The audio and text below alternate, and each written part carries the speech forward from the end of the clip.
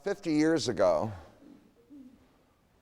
the United States of America was involved in hating an enemy. The hatred was so fierce and involved such fear that we had an era. The era has the name of a senator from Wisconsin. His name was Joe McCarthy. And in fact, hundreds and thousands of people were interrogated for their connection with the enemy. Who was the enemy? Well, the enemy were the communists. Where was the capital of communism? The answer was Russia. And in fact, I remember about the same time we had a wonderful Russian restaurant downtown called the Russian Bear, which had to close because nobody wanted to go to a restaurant that was called Russian. So great was the fear and the hostility. And certainly going all the way back to November of 1917 and the Bolshevik Revolution. The commies were the great enemy. They were the enemy until 1991. They dominated American politics. There was a short period of time during World War II when we were allied with the Russians against the Nazis, but that didn't last very long. By 1945, there appeared what was misnamed the Cold War, and it wasn't very cold half of the time. It was very hot. Whether it was in Korea or whether it was in Vietnam, it was a hot war. And the war was certainly supported by propaganda, which most likely was justified. I mean, Stalin was not a nice guy. And the regime that was established in Russia or in the Soviet Union was not a nice regime. But certainly, if you want to talk about the success of the Republican Party after World War II, its defeat of the Democrats after Roosevelt had created this incredible coalition, it was not due to an economic issue. It was due to the enemy. The enemy was communism, and the Republican Party was viewed as the party best able to deal with this enemy. And it was a vicious enemy that had acquired atomic and nuclear weapons. And there were periods of time between 1945 and 1991 when many people thought we were going to war, World War III with Russia. For most of this period of time, Russia remained a kind of mysterious place. Starting in the late 1960s, but more in the 1970s, the Russians allowed tourists in. And you could go and visit maybe some of the cities like Moscow or Leningrad, whatever it be. But certainly your ability to see anything real was very limited. Russia remained this mysterious country, this enemy, which had created an empire, a communist empire, which stretched all the way to the middle of Europe, and which for a while included East Asia, China, and Vietnam, and Laos. Well, in 1991, this enemy collapsed. It was an enormous surprise. I mean, so much of our political life, so much of our foreign policy was totally devoted to fighting the Russians, to controlling them. We created all these alliances, NATO with the Europeans, the Western Europeans, CENTO with the Western Asians, including Iran, SEATO in Southeast Asia, all of it. And then, and it was a great surprise, Boris Yeltsin had been elected the president of the Russian Republic. And then Mr. Gorbachev who was the leader of the Soviet Union, all 16 republics of the Soviet Union, Mr. Gorbachev, confronted a coup. A group of people were very concerned about his government. And in fact, they staged a coup, and the coup looked initially as though it might be successful. He was arrested. And then this figure, this president of one of the republics, the main republic in the Soviet Union, the largest republic in the Soviet Union, the controlling republic in the Soviet Union, Russia,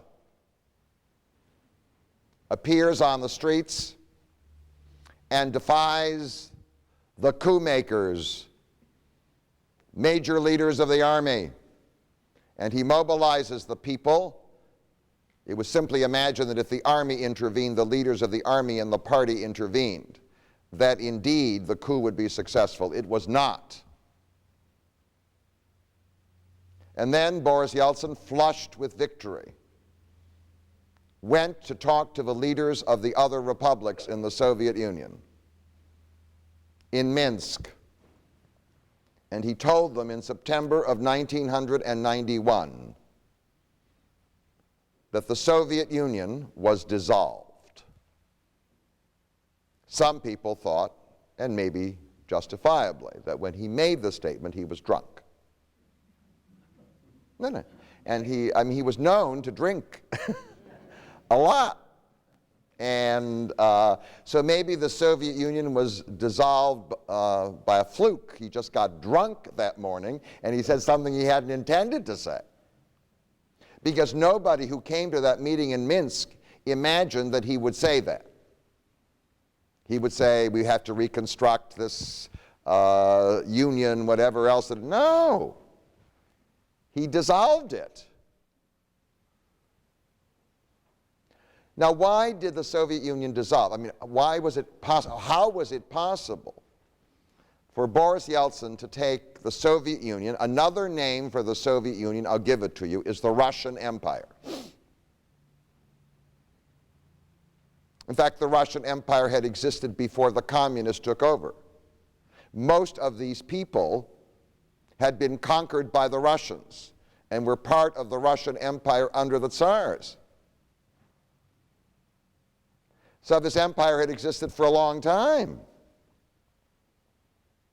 Why did it suddenly fall apart? Why did Yeltsin say what he did? Well, the reason was that the communist system, certainly starting in the late 60s, began a slow and then rapid decline. It had an economy that didn't work. The claim of the revolution had been that the revolution would create an economic system far superior to that of the capitalist enemy. And it had grossly failed. In fact, what had set in the Soviet Union already by the late 1970s was mass disillusionment. So what I would call the popular support for the regime was gone. And the Soviet Union indeed was a kind of house of cards. All it required was for somebody to give a shove and it would fall apart, and the man who gave the shove was Boris Yeltsin. One of the reasons it fell was Mikhail Gorbachev, who certainly was a nice guy. He came to power in 1985. The man who had supervised the economic decline of the Soviet Union was a man by the name of Leonid Brezhnev, who was forced to retire. And when he retired, he didn't even know he was Brezhnev. All right.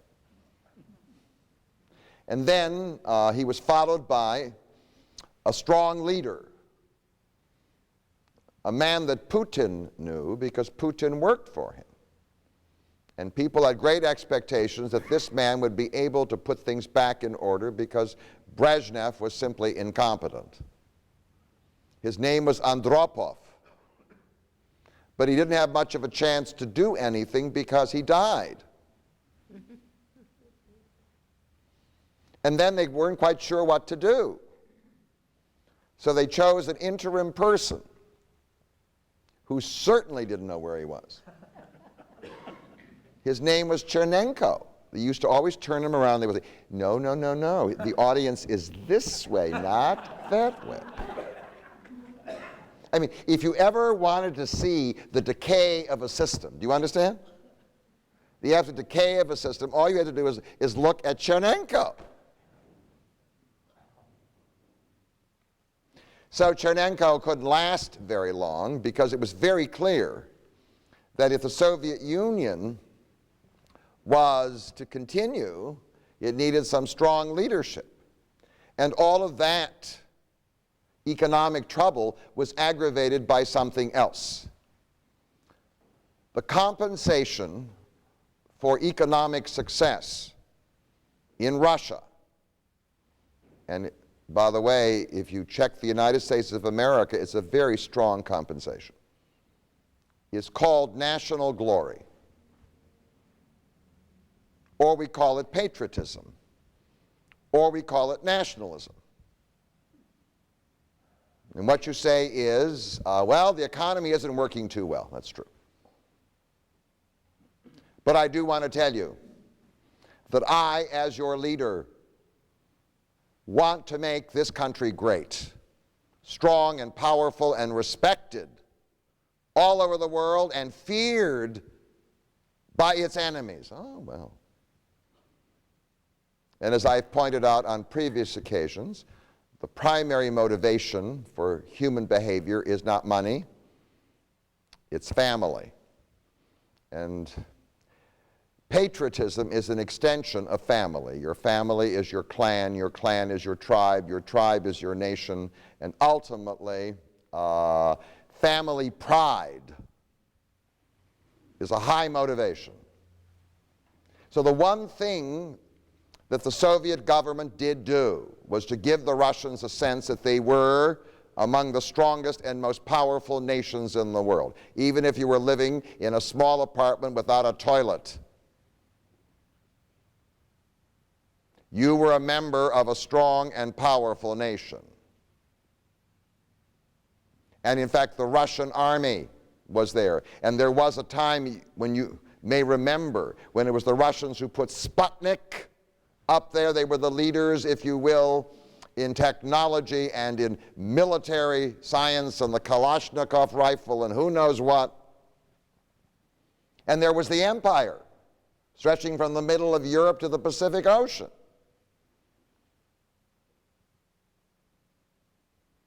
And then Brezhnev overreached. It was the reason for his downfall.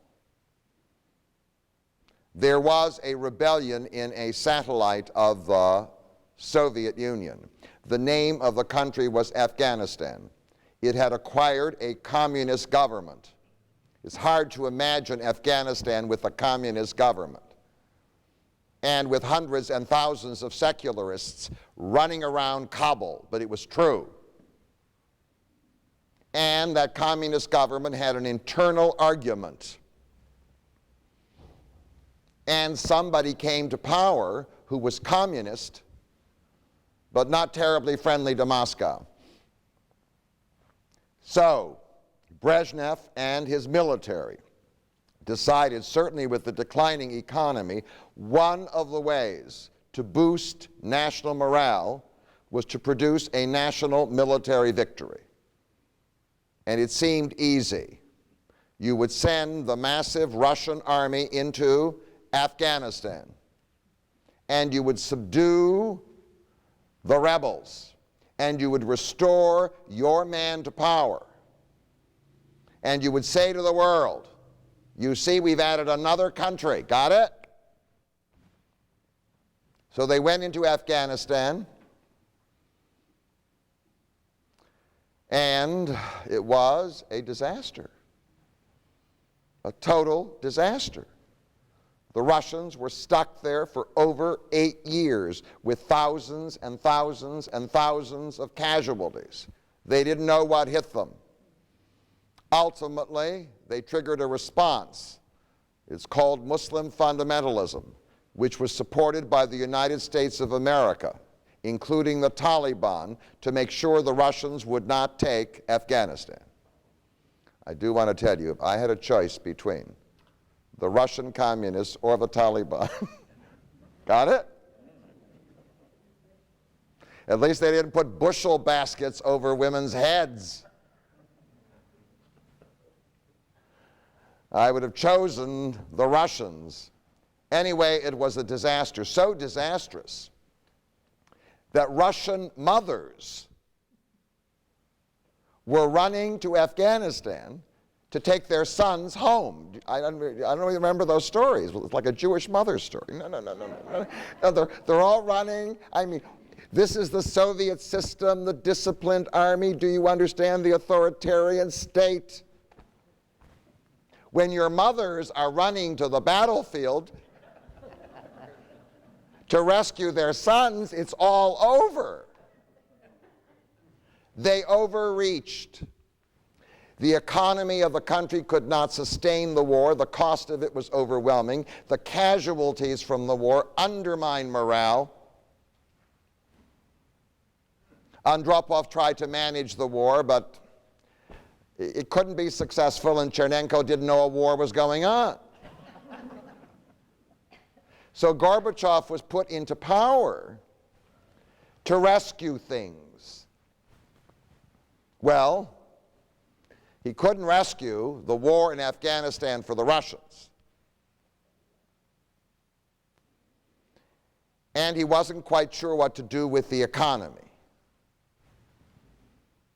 Now, he had come to power when there was a powerful role model for him, which might have rescued the Communist Party in the Soviet Union. That role model was in China. He was a little man. His name was Deng Xiaoping. And he decided to rename capitalism communism. Why not? I mean, you all look skeptical. Why not? Just change the name, change the label. In that way, your party can stay in power. And what he decided to do for his country was to create for China a market economy, but he knew that he could only create a market economy that would work if an authoritarian government remained in place. He gave the people money, but he didn't give them freedom. And in fact, that party is still what? It's still in power, and the economy of that country has been transformed. So it's not true that capitalistic market reform can only be done by democracies. Perfect example of where an authoritarian government initiated it, and perhaps the rapidity of the change is due to that. It may be that in the end, the growing consumer culture will overthrow the Communist Party, but so far it's lasted, right? Now, Deng Xiaoping took over after Mao Zedong died in 1978. So when Gorbachev came to power in 1985, there were 7 years of what experience, and in fact, the Chinese economy was already changing in the 1980s, and the message from Beijing was very clear. You can save communism by simply adopting capitalism without freedom.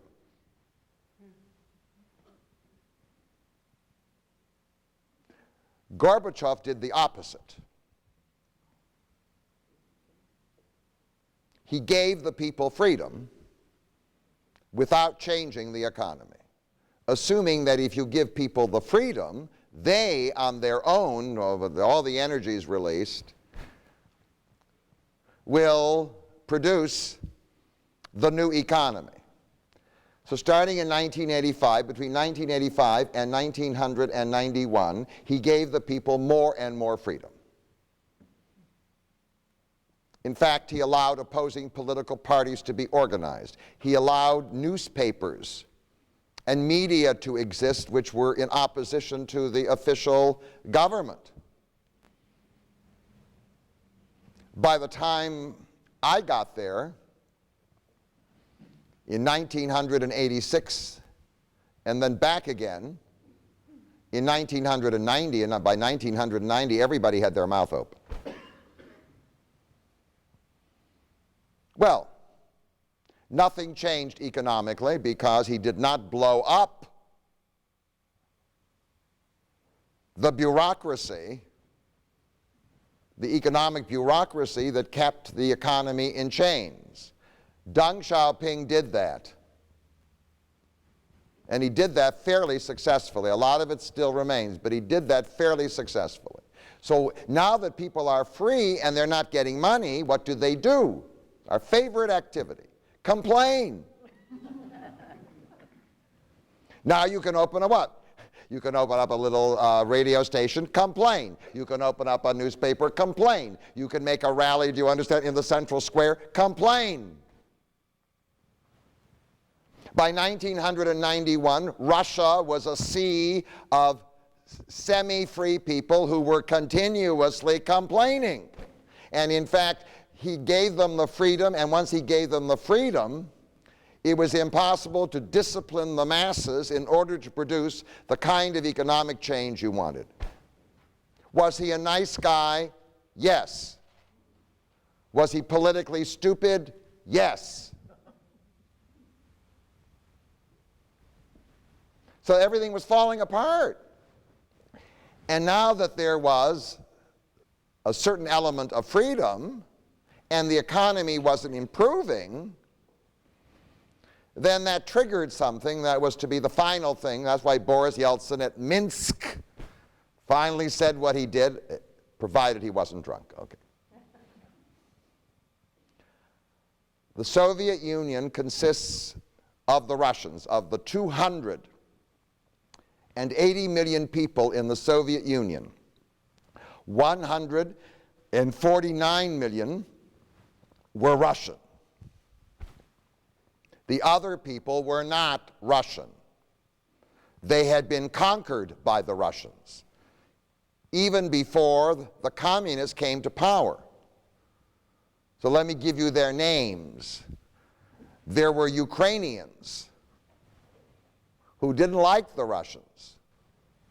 There were the Belarusians, the White Russians, the Lithuanians, the Latvians, the Estonians, the Georgians, the Armenians, the Azeris, the Kazakhs, the Kyrgyzi, the Uzbeki, the Turkmeni. I got the whole thing.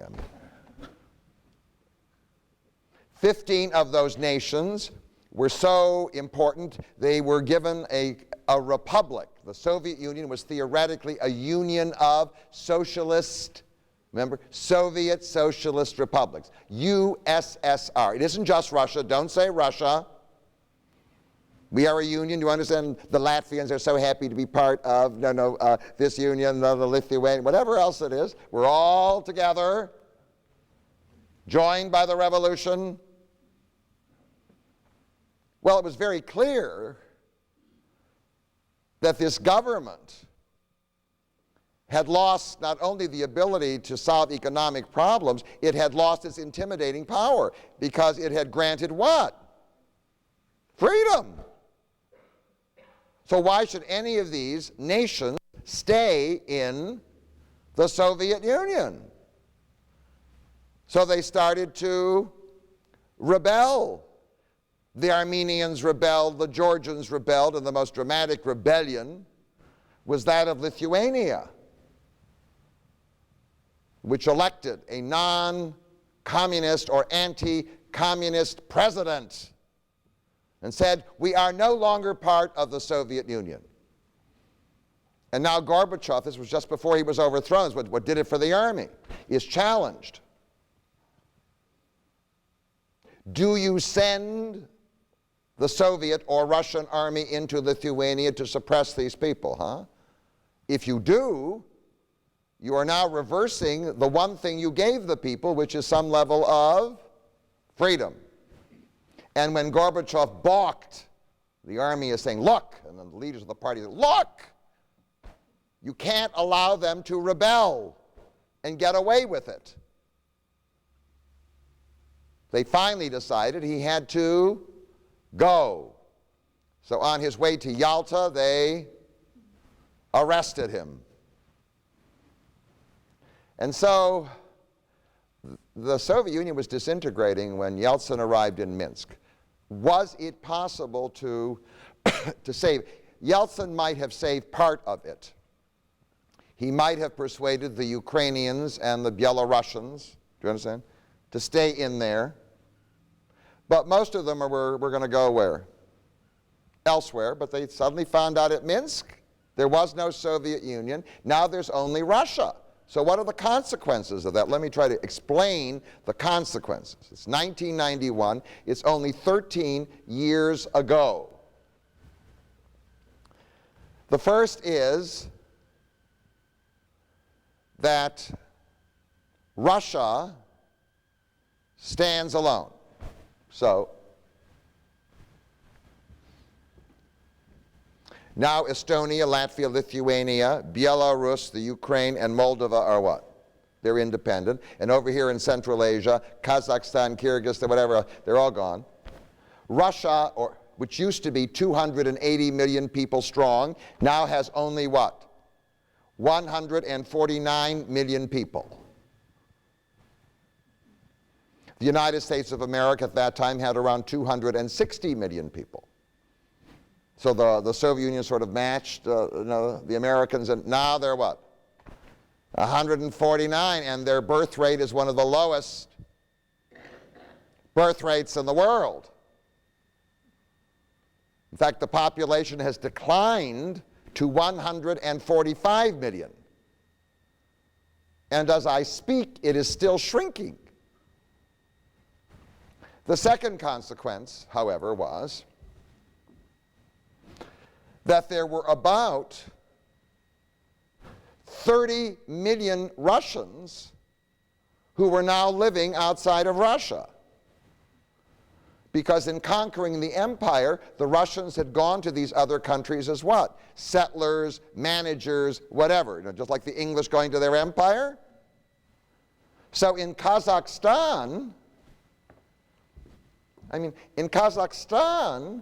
half the population was Russian, but now they weren't part of Russia. They were going to be governed by a bunch of Kazakhs. Kazakhs are Tatars. They're Mongols. What's going on? The eastern Ukraine was mainly Russian, but now they weren't going to be governed by Russians. They were going to be governed by Ukrainians. In Latvia, almost half the population was Russian. They were the rulers. You didn't have to learn Latvian if you were in Latvia. If you were Russians, like Americans, right? You just spoke what? Just spoke Russian. Wasn't that the language of the Soviet Union, of the conquerors? So now they're stuck in a country in which the native population hates them and will ultimately force them to learn Latvian. And the same thing is true in Estonia, and the same thing is true in Lithuania. All these Russians were abandoned. Got this kind? No. What are you going to do with them? Bring them home? How can you bring them home? You don't have any jobs. One of the consequences, just to give you the sense of what Boris did, he's still around. Quiet. Drinking, quiet. So Boris is still around. One of the consequences was that most of the military bases of the Soviet Union, the major ones, were not in Russia.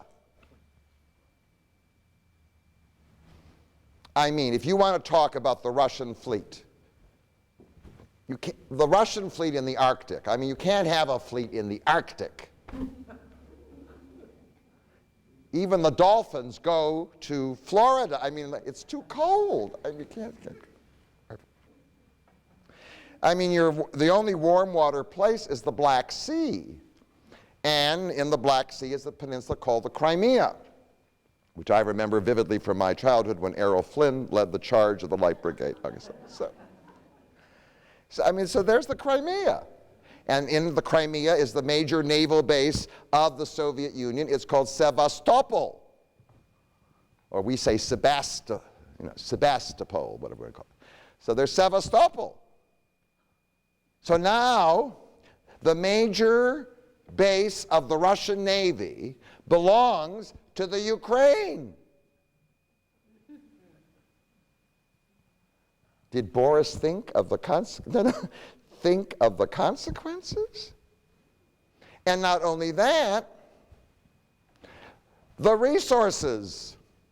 When Boris Yeltsin declared the Soviet Union to be dissolved, they had discovered oil in Kazakhstan.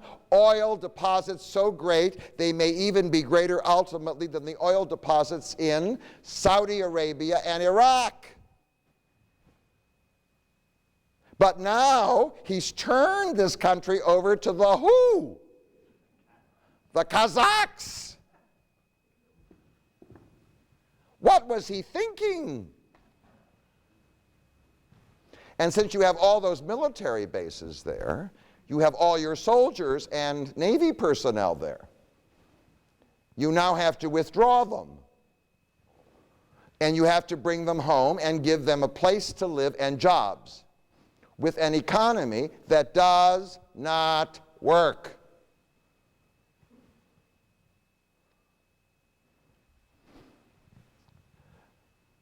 The consequence of that decision in Minsk, I call it the Minsk fiasco. I mean, the consequence of that was overwhelming. And not only that, what it did for the self-image of the Russian people, the only thing the communists gave them in the last 30 years of the regime was national glory. And now Boris took that away because what? You're simply a shrunken nation. Look at the boundary. When you were in Moscow in 1990, the Russian border, if you take all the satellites, Poland and Romania and Bulgaria and the whole thing, the Russian border is in the middle of Germany. That's how far it is. Now, I mean, it's just a few miles. Go on. And in addition, the breadbasket of Russia is the Ukraine. Why would you give the breadbasket of Russia away and keep Siberia? I don't think people understood what this decision meant. If you were an anti-communist, you were what? You were applauding. I mean, and if you hated Russians, you were applauding because obviously, they were left bereft. So who was going to manage this thing? Guess who? Boris. So, Boris has a meeting. The first decision he makes is the following. It is very clear now that the hegemonic power in the world is the United States of America, and in fact, the only way we're ever going to get our economy straight is to cooperate with the Americans, which had been the enemy.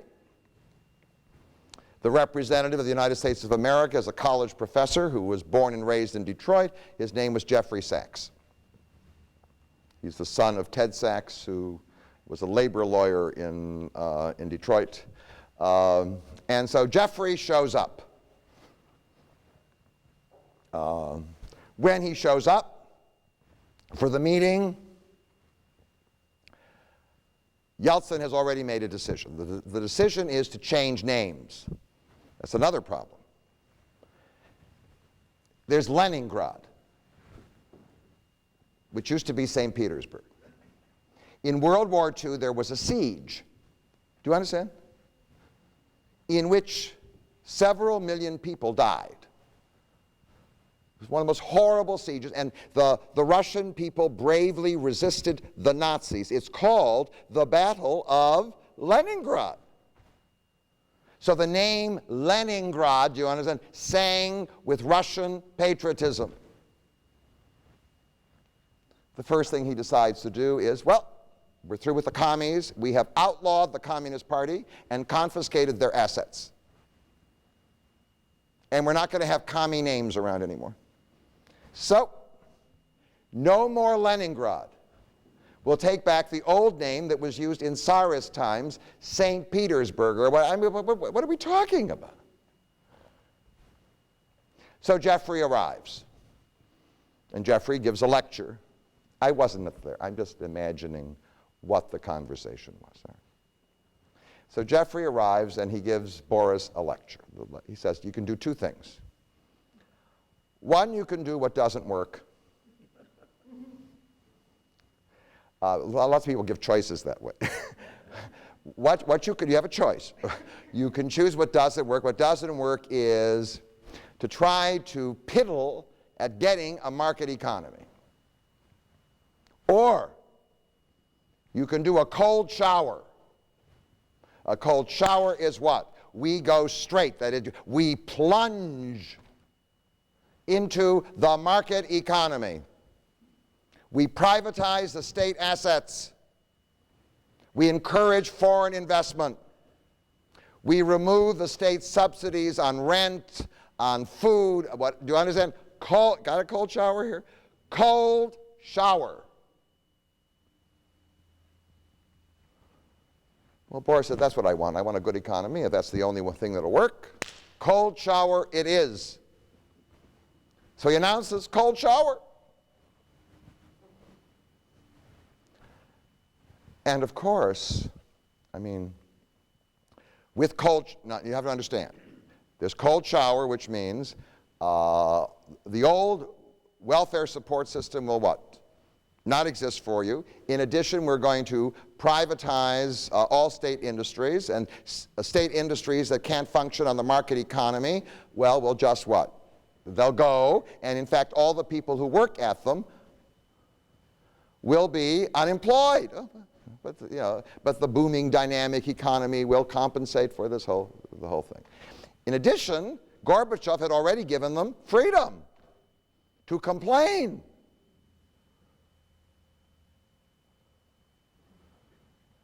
Well, the Yeltsin years between 1991 and 1999, he was the president. He managed to stay in office for 8 years. And those 8 years were years of, do you understand, absolute chaos, disappointment, and disillusionment for most of the Russian people. So let me try to describe what cold shower meant in Russia. The first thing you do is privatize. No. Sell off the state industries. But who is there to buy them? Most of them aren't attractive to foreign investors. What's attractive to them are the resources, the oil and the gas. But a plant manufacturing automobiles, Russian automobiles, to sell it on the international market? So what happens to privatization was that old communist officials show up with connections. They hold a phony sale. And the next thing you know is that somebody who was poor now owns factory after factory after factory. They even sold off the gas and the oil. Sold off, they were sold for pennies. Industries that were developed with public money were given to private individuals for nothing. We call it corruption.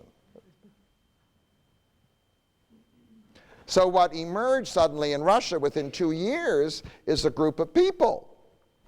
They were given a name, the oligarchs. There were like 9 or 10 of them. And they were all men and enormously rich. 2 of them may have been as rich as the owner of Walmart. He went from some kind, do you understand, communist functionary to owning all of this stuff.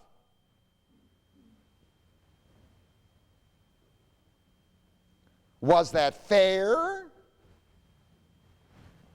You know, is life fair? No, of course not. So now you've got these oligarchs, and so now in place of the Communist Party running the economy, you now have a group of former communist apparatchiks owning the basic resources of the country and owning a large part of the basic industries. Some of the things couldn't even be privatized because even these crooks didn't want them. Because it was very clear from the beginning, if you're going to do cold shower, then you have to subject yourself to the international market. You have to be able to sell it. Since the Russians didn't have the money to buy the products produced in these factories, you'd have to sell it in Detroit. A Soviet-designed car? We don't even buy American cars anymore in Detroit. Well, what are we talking about? So what the oligarchs do, and I don't know, it may be what the man who bought Sears is going to do. I have no idea. I wish him well.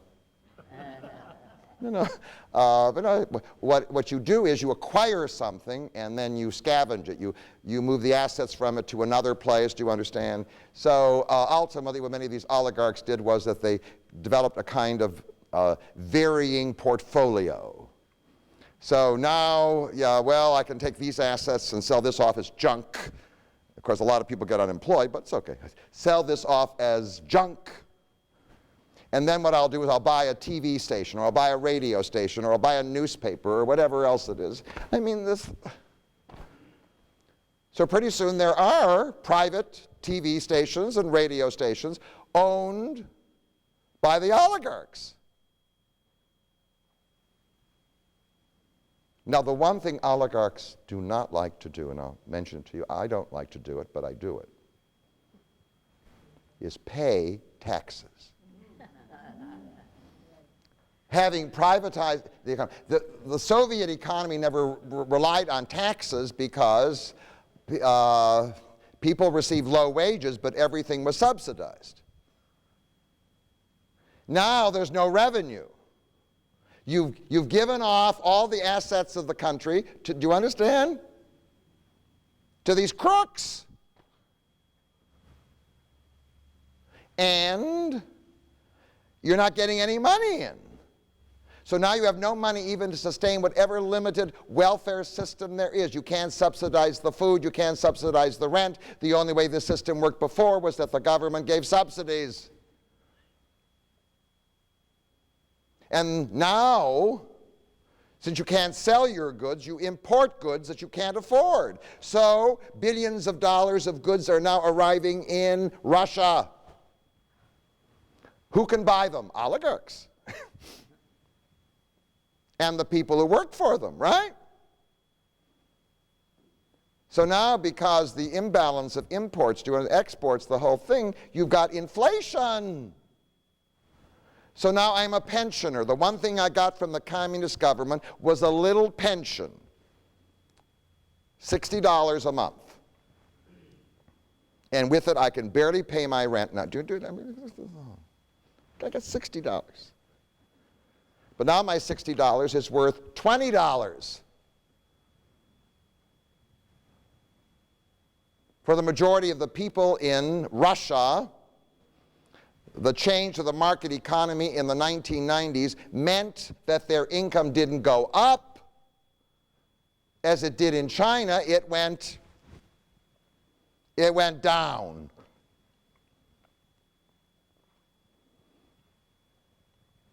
Well, so the first problem, of course, is the what? This incredible disillusionment. They expected, you talk to Jeffrey Sachs and the Americans, this whole thing is what? Going to go up, down.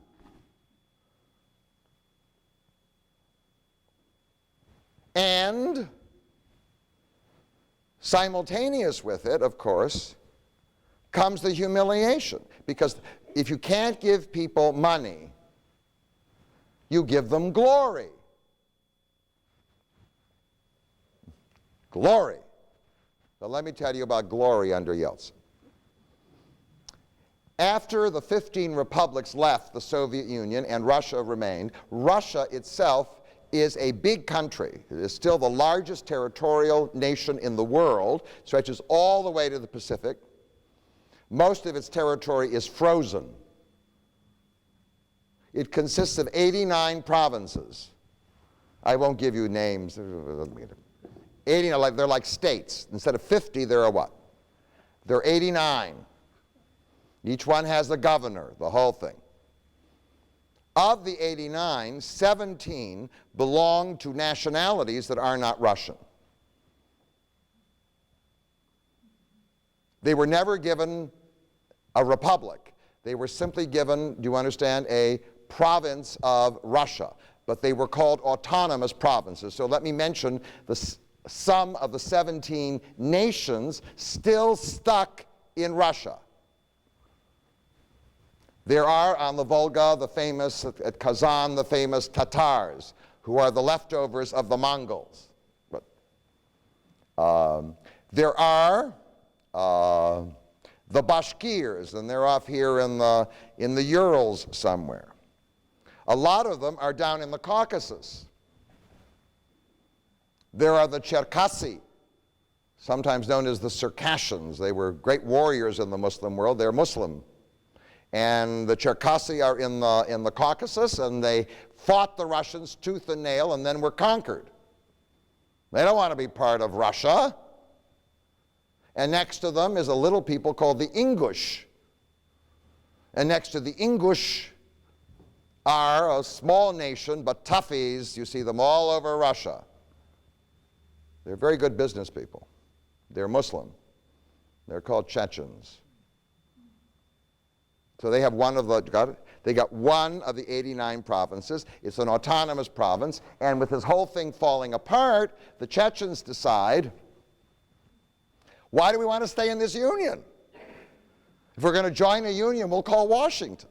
No, I mean, that's a better union, right? Is that a better union to join? We'll call Washington. So the Chechens live up in the mountains. They are what we would call Caucasian hillbillies. And in fact, they know how to fight in the mountains. They live in a world which resembles the Hatfields and the McCoys. It's just like West Virginia. Got it? No, the way West Virginia used to be. All right. The Chechens had fought the Russians in the 19th century for 40 years to prevent being conquered. They were finally subdued. In World War II, when the Germans came to the Caucasus, they hated the Russians so much they cooperated with the Germans. The penalty they paid from Stalin was that most of them were deported to Central Asia and not allowed to return until 40 years later. And now they want out. So they hold an election. They elect their governor, who now calls himself the president. I am the president of Chechnya. And we are seceding, it's like South Carolina, Fort Sumter, we are seceding from the Union. Well, back in Moscow, I mean, Yeltsin now is very sensitive. I mean, he's already shrunk this country, right? Can he allow any one of these 17 autonomous provinces to secede? The answer is no. So he sends an army down there. You may remember 1994. You may not remember. It's all right. Sends an army down there. And they are defeated. Do you understand? The Russian army. The army has got nuclear weapons. It was the famous army that defied the United States of America. Do you understand? That conquered this empire. They are defeated by a bunch of hillbillies up in the Caucasus. So not only do you have a ruined economy, which may be worse than the communist one, you've taken away the last vestige of compensation these people can have, which is national glory. Their army is useless.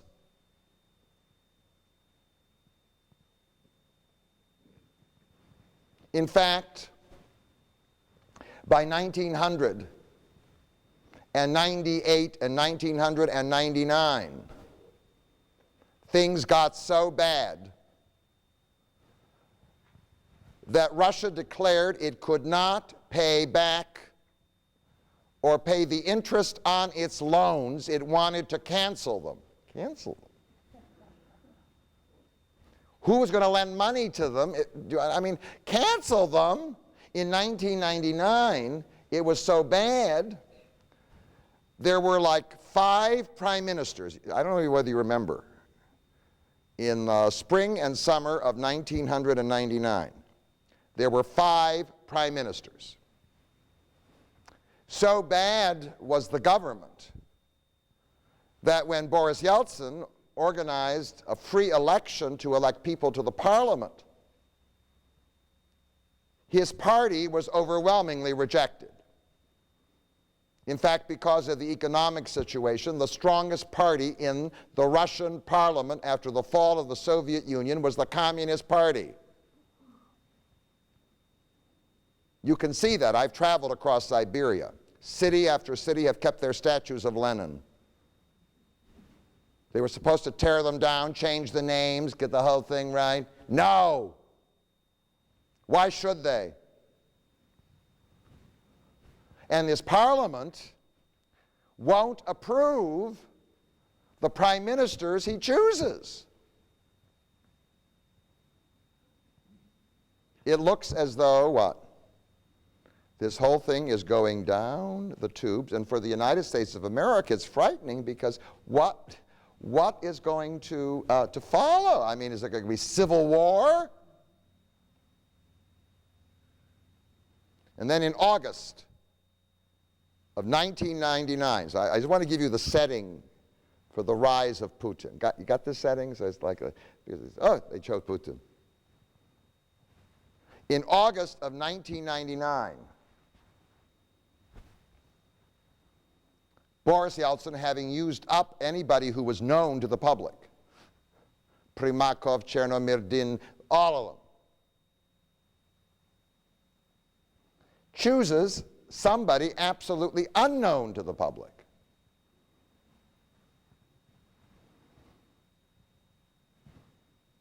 His name is Putin.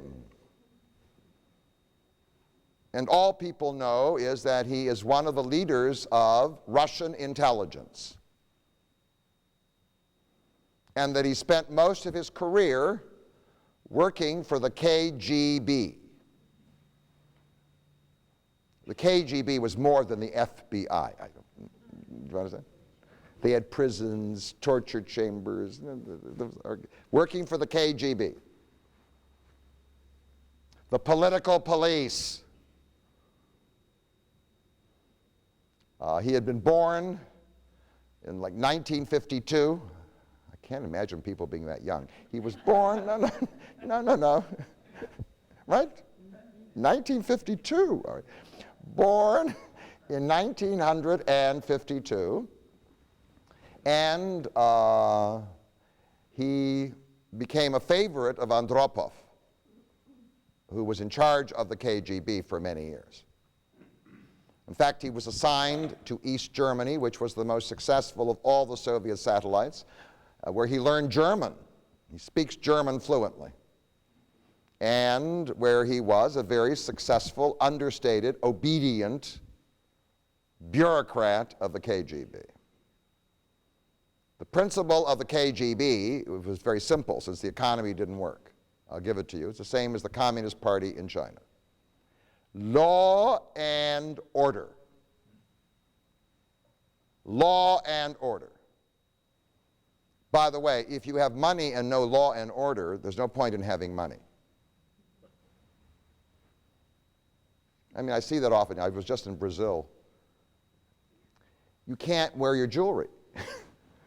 What's the point of buying jewelry you can't wear? Because if you walk out on the street, do you understand somebody's going to yank it off your ear? I mean, so what's the point of being rich if you're locked up in your house? Law and order. And Yeltsin, for some reason, was very astute. He brought this unknown person who wouldn't provoke anybody. And the very fact that he had been connected with the old communist system appeased the communists, who were the most powerful party in the parliament. And he was approved as the prime minister. When he was appointed, there was a crisis. Let me mention the crisis. The Chechens had now made contact with the Muslim fundamentalist terrorists elsewhere. They were looking for help. They most likely made contact with Al-Qaeda. And they had decided now to trigger rebellions among other Muslims in the other 89 provinces of Russia. Just close by to Chechnya is an area called Dagestan, which has about 5 or 6 major Muslim nationalities in Russia. And in fact, there was a raid. And people were killed. And a rebellion broke out in Dagestan, north of Chechnya. Simultaneous with that, in 1999, 2 apartment buildings in Moscow loaded with people, I don't know whether you remember, blew up, killing dozens and dozens of people. The Russians are mad. They want something done.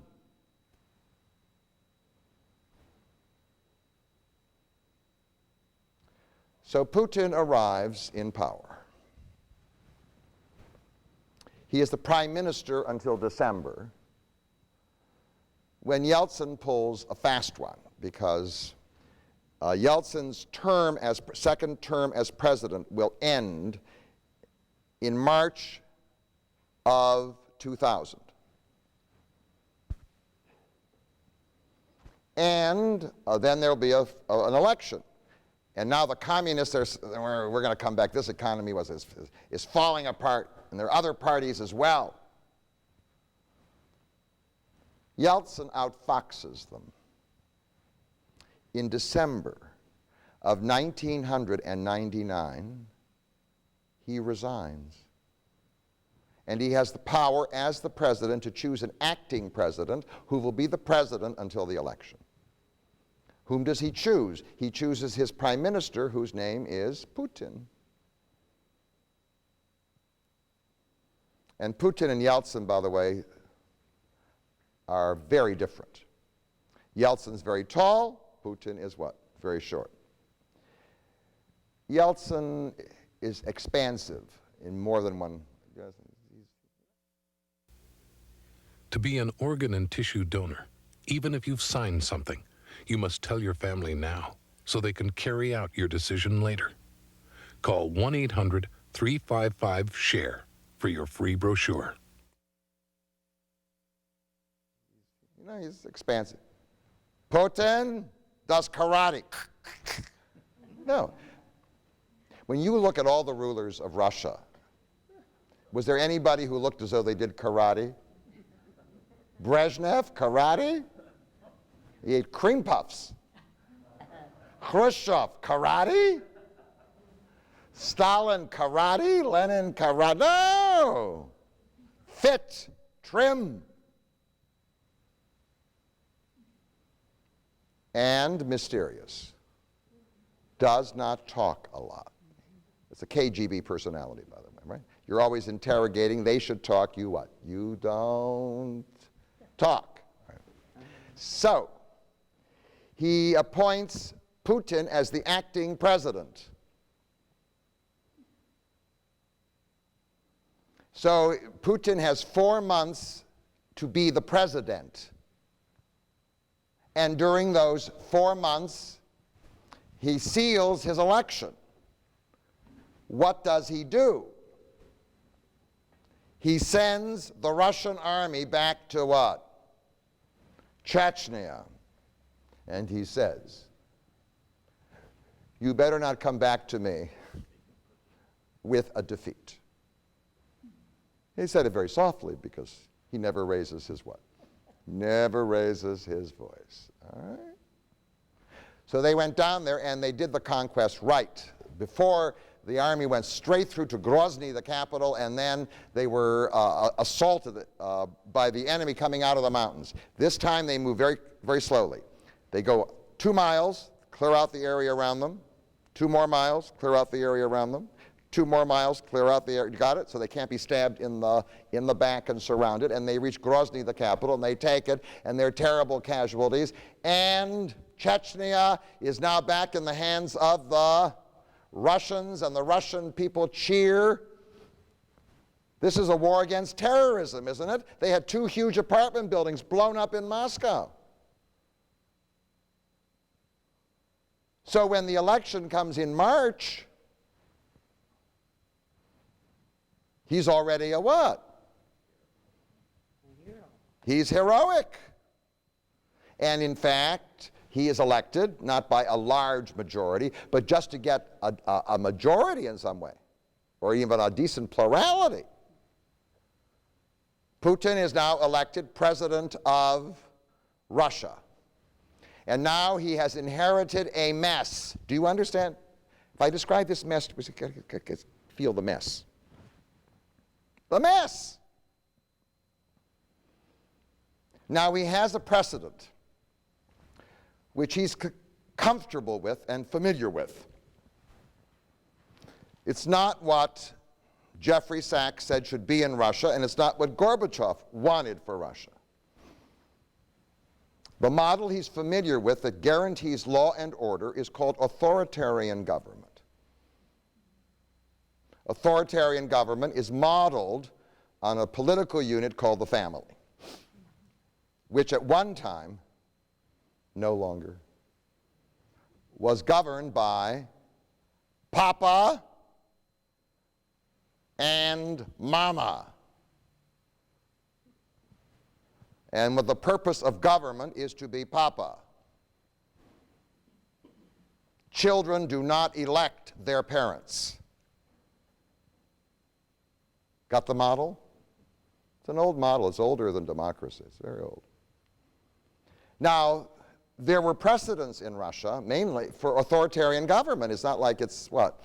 It's something new. The Russians were always living in a democracy, and all of a sudden Stalin showed up. Wrong. The force that organized Russia, that pulled it together, was a man that belonged to the family of a very famous hero that appeared in an Eisenstein movie. It's one of my favorite ones. His name was Alexander Nevsky. And in fact, there's a great battle on the ice. It's a famous battle with the Germans, whatever it is. Nevsky had children. One of the children became the Grand Duke, or one of the descendants became the Grand Prince of Moscow. And when he became the Grand Prince of Moscow, he should have been called the Little Prince of Moscow, because Moscow was a dump, a nothing, a backwater. It had no history.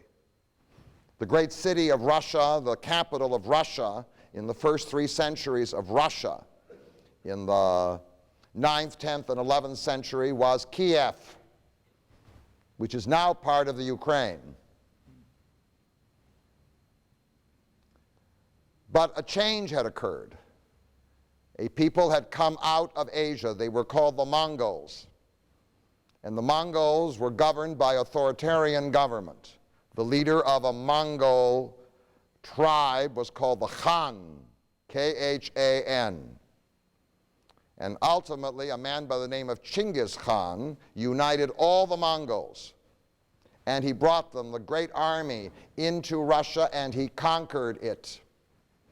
And for 2 centuries, the Russians lived under the Mongols, and they learned what it meant to live under the Mongols. Every year, the Prince of Moscow had to show up in Astrakhan, where the great Mongol Khan was. And he had to crawl on his knees, do you understand? With his head to the ground. No shaking hands. Until he came, do you understand, to the Khan, and then he didn't look up, he kissed his feet. And he brought with him tribute. Now that form of government was familiar to the Russians. So ultimately, the Grand Prince of Moscow puts together a coalition and he defeats the Mongols in 1380. His name is Dmitri. And his grandson chooses a title for himself. In 1453, the Turks took Constantinople. The religion of the Russians had come from Constantinople. It was called Greek Orthodox Christianity. And the Turks kill the last emperor of Constantinople, the Greek emperor. And so now the Grand Prince of Moscow decides to call himself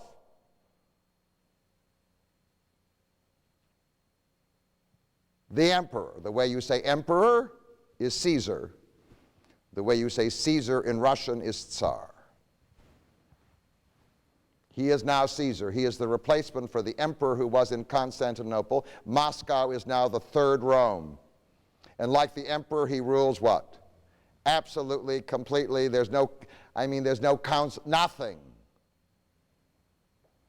His role model, the Mongol Khan. And quite frankly, that model proves very, very successful. It will produce 3 czars or tsars who will turn Russia into one of the most successful empires around. The first is called John. In Russian, John is Ivan. Ivan III. And then there is another John, Ivan IV, who was so cruel and so authoritarian, he's called Ivan the Terrible. He strangled his own wife and killed his own heir to the throne. All right. Got this figure? And in fact, under these 3 tsars, Russia, which was sort of suburban Moscow, got it? Expands. They expand all the way to the Arctic. And then they start engaging in fur trade with the people in Western Europe, so they then head all the way eastward across Siberia, defeat the Mongols, go all the way to the Pacific Ocean. You got all of Siberia, and now comes a fur economy that produces ultimately millions and millions of rubles to sustain this state. And then they go south, and they take the coast of the Black Sea and most of the Ukraine. And then now I come to the third of the great tsars. His name was Peter. He lived at the end of the 17th, the beginning of the 18th century. And he realized that his country would only be strong if it would modernize. And he knew, like Saddam Hussein, that if he put modernization up to a vote, it would be rejected. So he imposed modernization on his people. He moved the capital from Moscow to a city he built, which bears his name, although it's called St. Peter, Petersburg, or Petersburg. And then he headed To the west, he took the Baltic Sea, because he got Estonia and Latvia and whatever. Ultimately, one of his successors, Catherine, you can add her as a fourth, Catherine the Great defeats Poland and brings the Russian army into the center of Europe.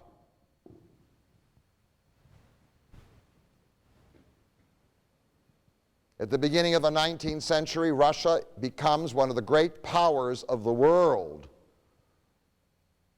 It is responsible for defeating Napoleon, who tries to invade the country. And in fact, in the middle of the 19th century, the two great European powers were England, the British Empire, and Russia. Did the system work for power, law, and order? Yeah, it worked. Look at the success. Had they had periodic elections given the people, the whole thing would have what? Most likely crumbled. However, there were problems. The problem, of course, was when you have a centralized system where all power is invested in the leader, you better have a good leader. And the problem was that Russia had two Nebishes. Okay. Nebish is an old Russian word. Do I have to translate? Okay, fine. Thank you. All right. So certainly by the time you get to 1894, Nicholas II, whom they've just turned into a saint, the Russian Orthodox Church recently turned Nicholas and Alexandra and their children into saints.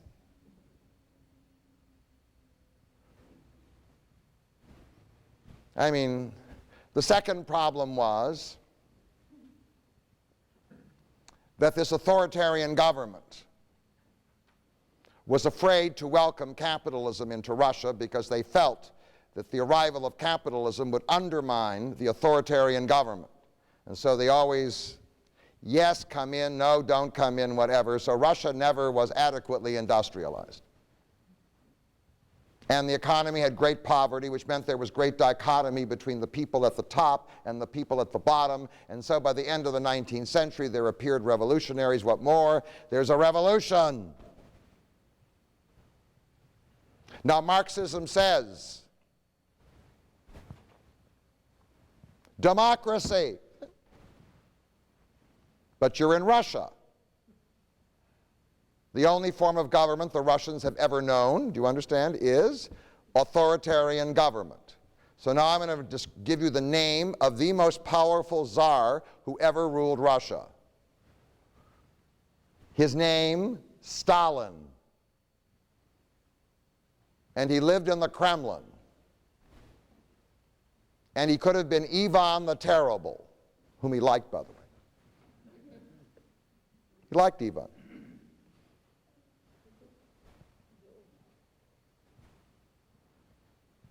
So, that system collapsed for the reasons I described to you. But I do want to tell you that what the Russian people are accustomed to, what gives them a sense of stability and law and order, is authoritarian government. They experimented with freedom in the 1990s, and what they got was inflation.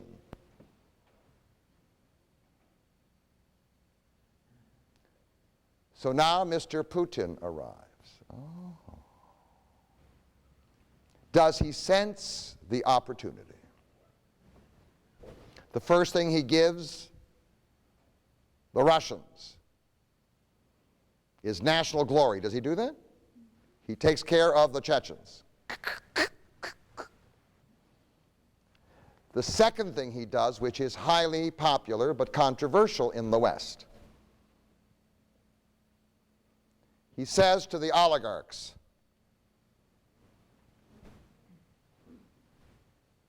pay taxes. Pay taxes? What? Pay taxes? Well, the oligarchs balk because they think he's trying to take over their enterprises, which indeed he is. And they now regard themselves as the free corporate leaders of Russia. The story of how they got their property is what? Forgotten. But the Russian people haven't forgotten. They know how they got it.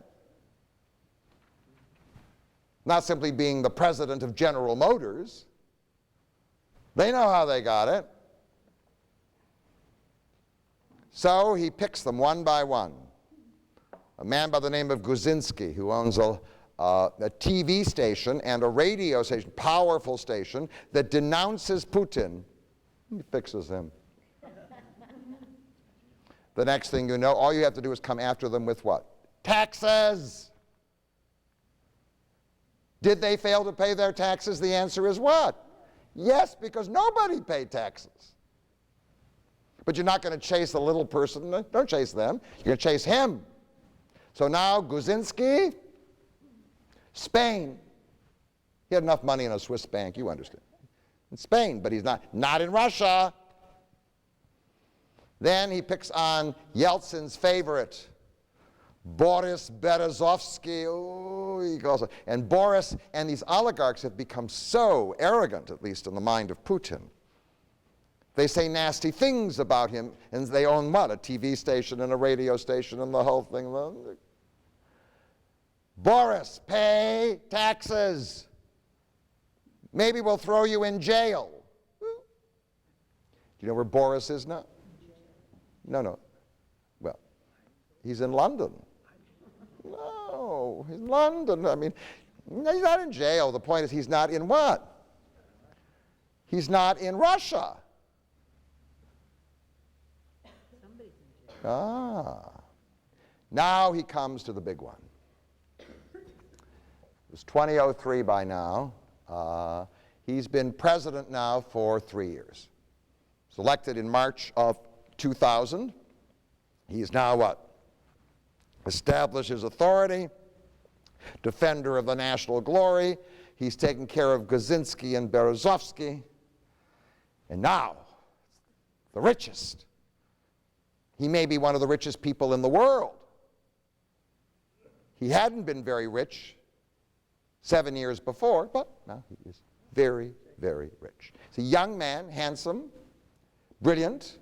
His name is Khodorkovsky. And Khodorkovsky controls the major oil and gas company, do you understand, in Russia. Up here near the Arctic, did they know when those fur traders went across Siberia looking for ermine? Did they know they were walking over oil and natural gas? The answer is no. But up there in the frozen waste, do you understand, there are billions and billions, if not trillions of dollars of resources. And a large part of it is owned by Yukos, the company of Khodorkovsky, one of the oligarchs. And Khodorkovsky makes a mistake. He decides to resist Putin. He has a TV station, he has a magazine, he has a newspaper. I mean, he's got it all. And he now supports a faction that wants a full liberal democracy. Okay. So the next thing you know, he says to Khodorkovsky, you haven't paid your taxes. Did he pay his taxes? No. Nobody pays taxes. Why should you pay taxes if nobody pays taxes? So the next thing, this time he doesn't escape. This time Khodorkovsky is arrested. And he's thrown in jail. And in the West, you have to read the Economist magazine. Oh, what a terrible mistake. It's going to destroy all confidence in Russia, the whole thing. You can't take the leader of the major corporation and stick him in jail. He did.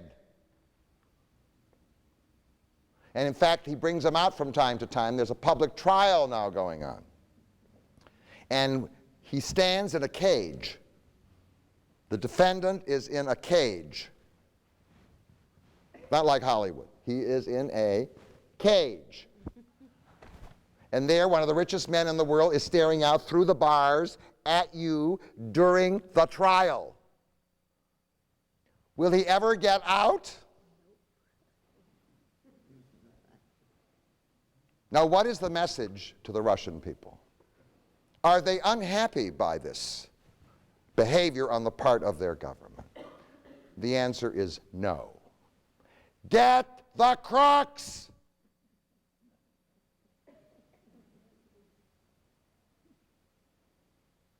See, we say, oh no, you can't interfere with the market. You can't arrest them.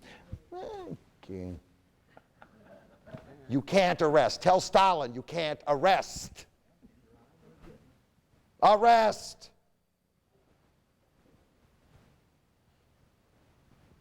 So now you can see where Putin is sort of moving, huh? You can see where he is moving. He isn't too fond of all the freedom that Gorbachev gave, because all it did was produce a complaining population. And in fact produced a parliament that was unworkable. What we're going to have is law and order, and the best way to have law and order is to have one single party that's in control. We will have elections, of course. He does, by the way, enjoy majority support in Russia. Should he enjoy it? That's not the question. He does because he appeals. Do you understand? He appeals to the Russian people, and what people say over and over again, it's true that I don't have enough money. It's true I live in a small apartment and the whole thing and nothing works. But Putin, and here's the word, is strong. Got that word? Remember that word from the election? No. No. Putin is strong, and there is stability. Stability. What we didn't have under Yeltsin, do you understand, was stability. We had chaos. And now he's got a parliament, which was elected last year, in which the majority of the people are what? His. And when he goes to that parliament, they don't hiss him and they cheer him. And he gets what he wants.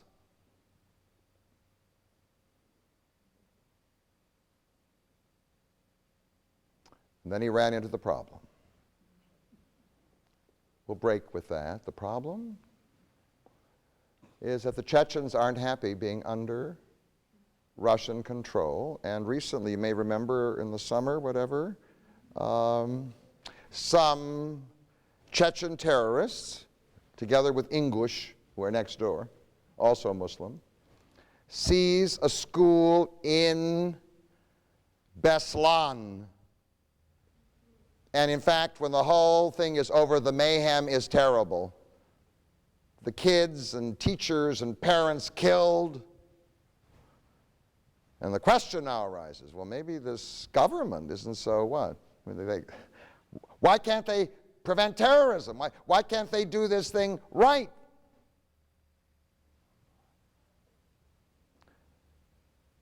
So Putin was faced with the crisis. And if you come back in 5 minutes, I'll tell you how he responded to it. Thank you.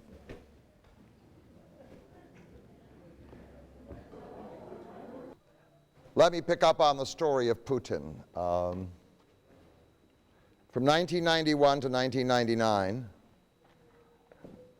the new Russia had the government of Boris Yeltsin, which didn't work. And now this new man is there, and in fact he has provided the Russians with something that they want. The word stability means law and what? It's law and order. There's no point in having anything if there's no law and order. And all that Gorbachev and Yeltsin had produced was chaos. So Along comes this provocation. It's a terrible provocation in Beslan. These kids are killed. The outrage. And prior to that, there had been another provocation a year before with a theater. Explosion and fire, in which dozens and dozens of people in the Moscow theater died. I mean, we speak about the Twin Towers coming down.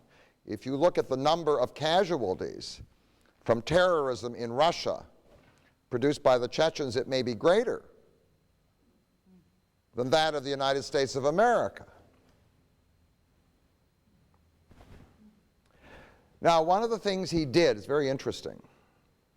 The people who didn't like Putin didn't like the assault, but they felt that this would undo him. Right? Because after all, he was the one who had defeated the Chechens. He was the one who had arranged for an election in Chechnya of this new president who was a puppet of the Russians. And then this president is assassinated just before the Beslan capture of the school. So the people say, well, the economy isn't working that well for what? For most of the people still. If indeed he can't control the Chechens, then that's a sign of instability, and that's a sign that we are enduring national humiliation. So his political enemies now say, ooh. So now I'm going to tell you his character. He has, by the way, a steely will. Does it come from doing karate? I thought if doing karate maybe it would improve my will. No. I mean, he has a steely will. And at a moment of crisis, instead of doing most likely what Gorbachev would have done, he did the opposite. He says to the Russian people, this was a terrible tragedy. And in fact, we should have managed this better. He said that. Right? But we are at war with a terrible enemy, and I am your leader. And I guarantee you that this will be a hard war for them. I'm going to punish them. A little bit like a George Bush Jr. speech, only the will doesn't come from somebody external. It comes, this is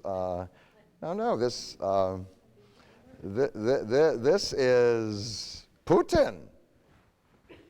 And he says, therefore, what we need is a stronger government. I promise you that I'm going to remake the army. We've allowed the army to decline because we've had no money. And it's Yeltsin who let this whole army decline.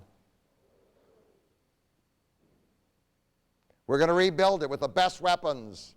In fact, just today or yesterday, they announced a new nuclear weapon. We're going to be on the cutting edge now of nuclear weapons. Our enemies better be what? Afraid. And we need a strong central government. One of the problems that we've had, which is a source of disorder, and it was, under Yeltsin, since he didn't know how to exercise power effectively, the governors of the 89 provinces simply went their own way. In fact, laws that were passed by the parliament would be canceled out by governors, and nobody would force them to comply. When Putin first came to power, he tried to tame them, because obviously if the governors of the provinces aren't listening to the central government, then there's no central government. He organized what he called regional governors who would supervise like 10 governors to make sure they complied. But it was very hard. Some of them had been his political opponents. So he said, right after the Beslan incident, we are in a crisis. We need a strong central government, and from now on, the governors of the provinces will be chosen by me. First came the apology, and then came the grab for power. You got it? Instead of saying, oh, I'm so sorry, we should have saved those kids and whatever, what are we doing? He said, yes, I'm sorry. We could have done better, and now I'm going to make a stronger government. Oh. Now, if you want to talk about the return of authoritarian government, that would mean that George Bush Jr. would appoint every governor, no, the governor of Michigan, the governor of Indiana, the governor of Ohio. You got this whole picture? All right. All came out of the Beslanians. So his enemies are now grinding their teeth. Instead of being undone, he used the incident to increase his power with the consent of the public and the Parliament. So now the Parliament is under his control, and now the governors. It's the re-centralization of power in Russia. And Putin has done it. So what are the realities that exist now? Well, there's a whole new regime. When I say new, it's certainly not the communist regime. It doesn't use the symbols of the communist regime. One of the things that Putin does, he had no history of being religious before, but polls have indicated that somewhere around 52% of the people in Russia regard themselves as religious. Almost all of them are members of the Russian Orthodox Church. He has consented to keep out all rival Christian denominations. If you're a Protestant fundamentalist missionary, you better not show up in Russia. When I was there in 1994, there was a meeting of Jehovah's Witnesses who were having a terrific success in Moscow. It was like a free-for-all, do you understand? The communist regime had fallen. No longer. He's made an alliance with the church. Before, the communist regime was supported by an ideology. The new ideology of Russia is called nationalism. And the symbol of that nationalism is the ancient and traditional religion of the Russians. Whether you believe, don't believe, do you understand it is? And the one place where the state will invest large sums of money, if you're a tourist you can see it, they are spending enormous amounts of money renovating all the churches and all the monasteries. Those buildings are the symbol of Russian nationalism.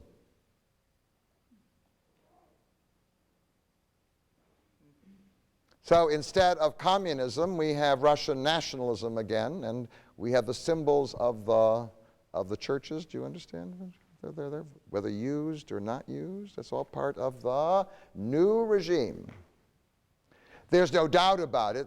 Most likely the Beslan incident reduced some of his popular support. He has the support. Because even people who complained about his handling of the massacre, the troops went in too soon, and the whole thing. And he could have blamed the local commanders. He didn't do that, by the way. It was a sign of his strength. I'm your leader, I'm your commander. If something went wrong, I'm responsible. And now you have to make me stronger.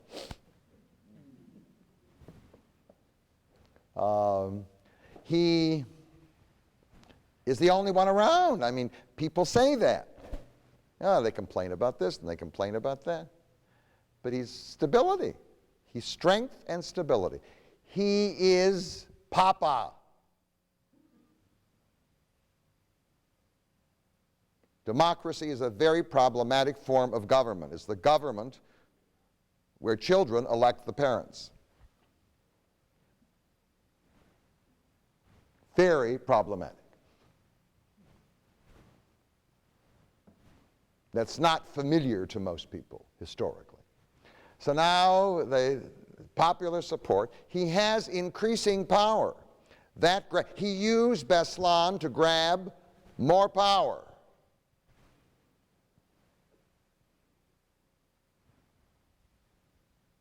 Now, one of the things he intends to do is reform the economy. What has happened in Russia is the following ever since Putin has arrived. There's greater confidence in the stability of the system. So initially there was increasing foreign investment. And then some of them got scared because of the punishment of the oligarchs, whatever. But there's no doubt about it, the middle class in Russia is growing, and you can see that if you go to Moscow or St. Petersburg, there is an expanding group of people, either in business or professionals. And so the economy is improving. Where's the money coming from? Well, the money is coming from the sale of the natural resources, not from manufactured goods. I mean, the only thing they manufacture in Russia you will buy are boxes. Okay. I have quite a few boxes.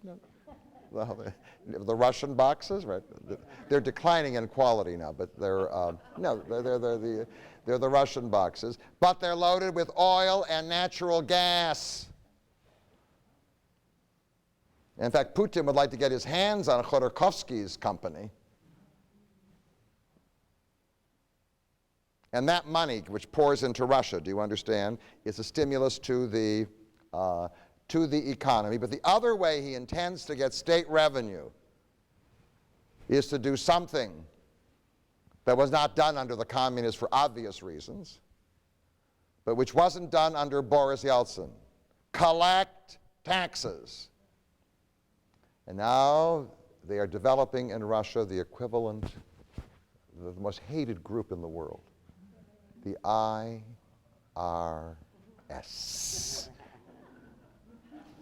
I know of families who have children who work in the IRS. They will not tell me. They will not tell me their children work for the IRS. They are now creating the equivalent thereof. Do you understand? And they are going to go after all these people. In fact, if they could collect all the taxes they're owed, there would be a large sum of money, and they're going to go after the big corporations that were privatized establishments that came out of the crooked dealings after the end of communism.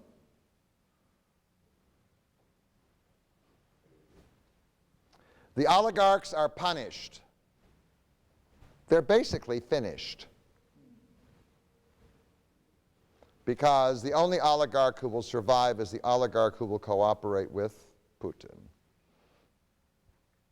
So the heady days of the 1990s when they sort of ruled the economy. And with them, others are beginning to sort of quiet down.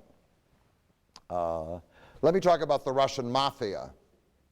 The Russian mafia arose out of what I call the only entrepreneurial sector of the communist economy. It's called the black market. And when communism fell, the entrepreneurs of the black market showed up. The principle of the black market in Russia was the following, which isn't exactly the market economy. This is my corner, and you better not sell in my corner. Got it? I sell in my corner. Oh, that's, I understand. Yeah. Don't get excited. But if you want to sell in my corner, you have to pay me money. It's called protection money. And if you fail to pay me the protection money, then I just come by and you won't need any more protection. Got the principle of this system? Whenever I visit Russia, certainly over the last 12 years, if I'm in a hotel lobby and one of these mafia figures shows up, and you can always see them, they always have their jacket on their shoulders. You know those? No, there's nobody here.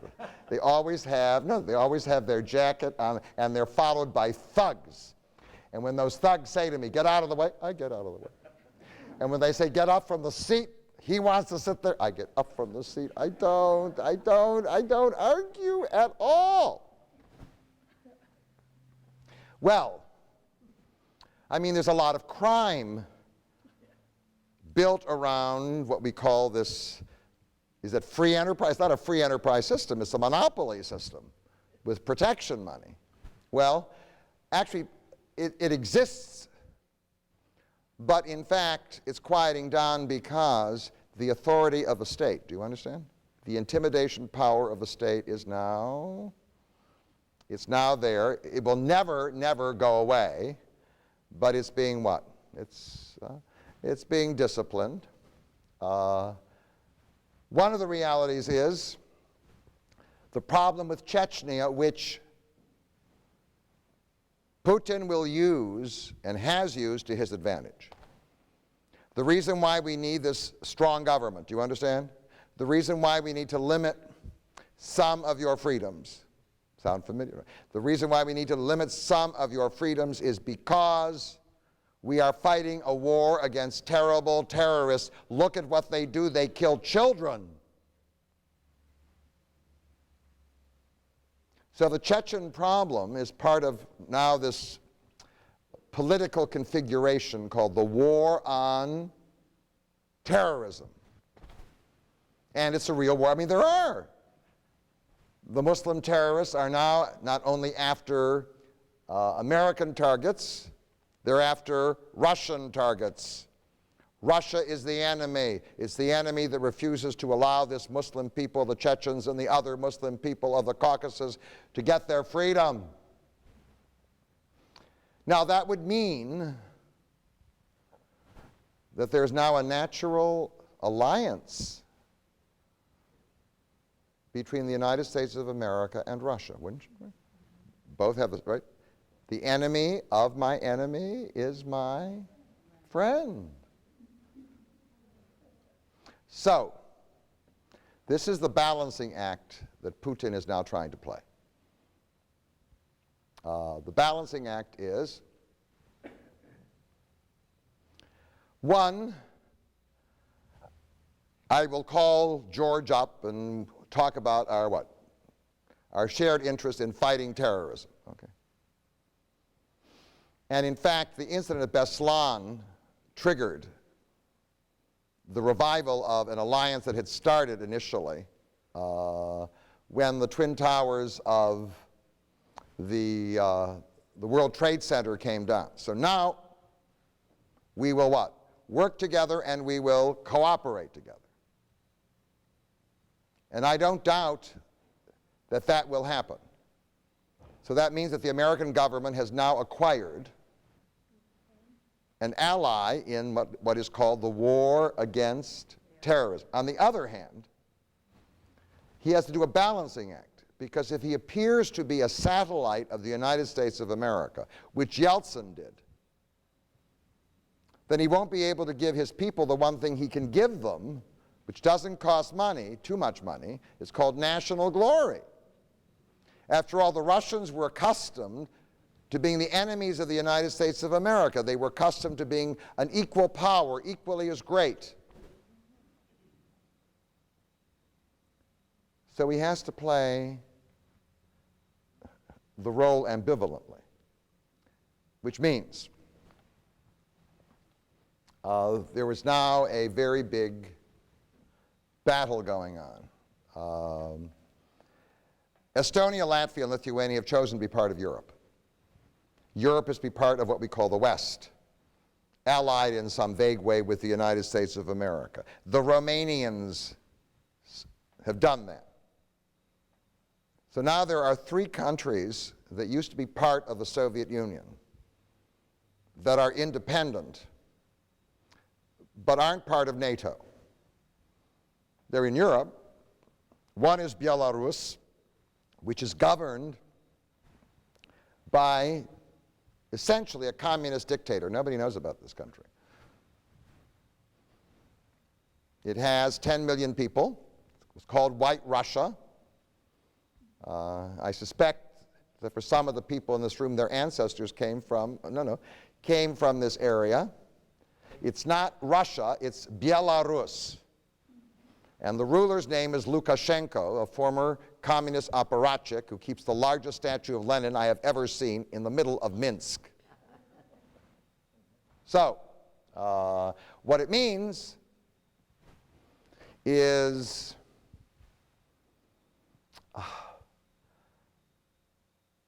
ambivalence. It means, well, the Americans got Estonia, Latvia, and Lithuania, and Romania and Bulgaria, right? We want Belarus, and the government of Belarus has declared they would like to be allied with the Russians, and now the fight is over the control of the Ukraine, all right? What he wants to do is to create another kind of Russian sphere of influence to indicate to the Russian people that indeed the Russians are not people without power. Well, right now, Putin has established, I think, pretty firm control of Russia. There is stability. If I were an oligarch, I wouldn't be happy. And if I don't like to pay my taxes, most likely I won't, I won't be happy. And if I don't like a government that is composed 50% of KGB, former KGB officials, then I won't be too crazy about it. But if I want stability and a little national glory, okay? And if I want some hope for the future, I most likely will support Putin. So Putin is the first man since the fall of communism, do you understand, who's been able to make things sort of come together perfectly from our perspective. No, there's going to be reduced freedom, right? He controls the press. Nobody says anything nasty about him publicly anymore. But is there law and order? There is law and order, and the churches are gorgeous. Do you understand? And the crime is still high, but it's beginning to what? Go down a little bit. And quite frankly, right now with all the law and order, it's a wonderful country to visit. But watch out for Chechen terrorists. Thank you all very, very much.